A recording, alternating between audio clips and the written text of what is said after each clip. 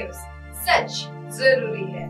नमस्कार दर्शकों, ये है MNS न्यूज नेटवर्क। मैं हूँ आपके साथ आरती। आइए देखते हैं आज की कुछ खास खबरें। हिमाचल को OPS बहाली की मिली सजा। केंद्र सरकार ने लोन सीमा 5,500 करोड़ घटाई। हिमाचल प्रदेश की कर्ज लेने की सीमा को केंद्र को मोदी सरकार ने कम कर दिया। हिमाचल प्रदेश की लोन क्रेडिट लिमिट में केंद्र की तरफ से 5,500 करोड़ रुपए की कटौती की गई।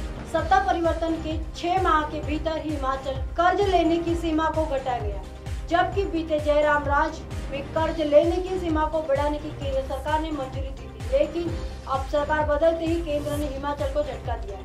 बता दें कि जयराम राज में भाजपा सरकार को 14,500 करोड़ रुपए सालाना लोन लेने की छूट मिली थी, जिसमें अब 5,500 करोड़ की कटौती की गई।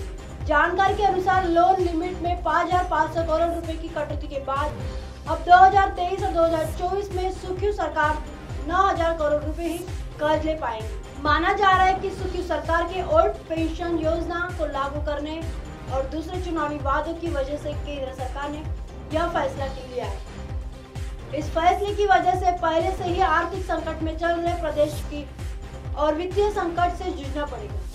हिमाचल को कितना लोन मिलता है? दरअसल हिमाचल सरकार को साल 2020 तक सकल घरेलू उत्पाद का 3% लोन लेने की छूट थी।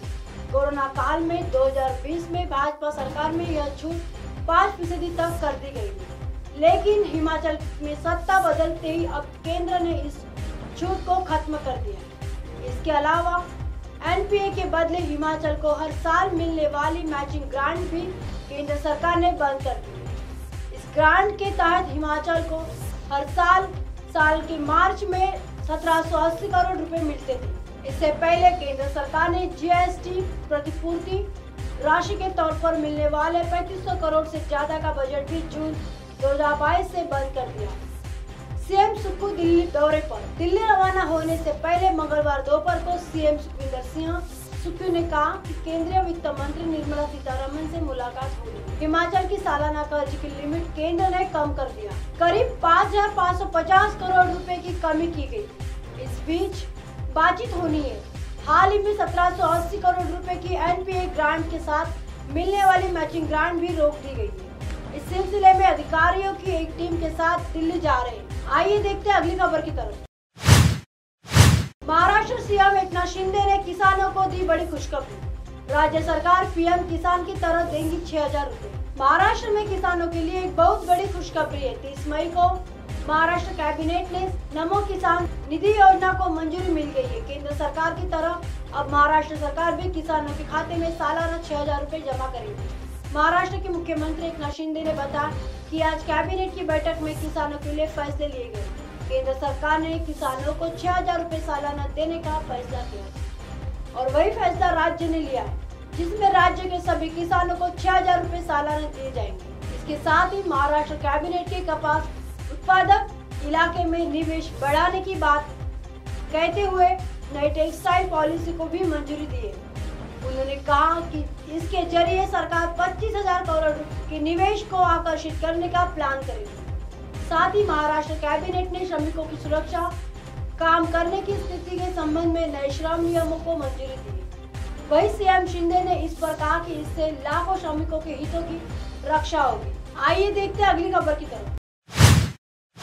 बिहार में शराबबंदी कानून में बदलाव को मंजूरी। हुआ यह बड़ा बदलाव। बिहार राज्य मंत्रिमंडल ने मंगलवार को बिहार मद्य निषेध और उत्पादक संशोधन अधिनियम 2022 में संशोधन को मंजूरी दी।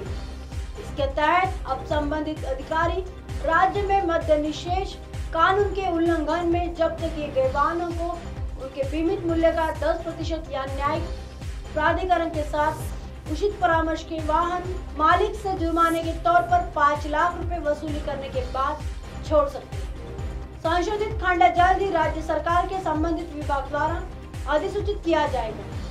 अब तक जब्त वाहन के मालिक को अदालत की अनुमति के बाद वाहन को छोड़ने के लिए बीमाकृत मूल्य का 50% भुगतान करना होता है। इस आशय का निर्माण मंगलवार को यहां मुख्यमंत्री नीतीश कुमार की अध्यक्षता में हुई मंत्रिमंडल की बैठक में लिया गया।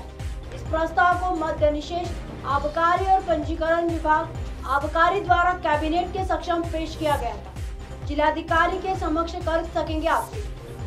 कैबिनेट की बैठक के बाद पत्रकारों से बात करते हुए अगर मुख्य सचिव कैबिनेट सचिवालय एस सिद्धार्थ ने कहा, कुछ मामलों में यह पाया गया कि मालिक नए जब्त वाहन के बीमित मूल्य का 50% भुगतान करने में असमर्थ थे।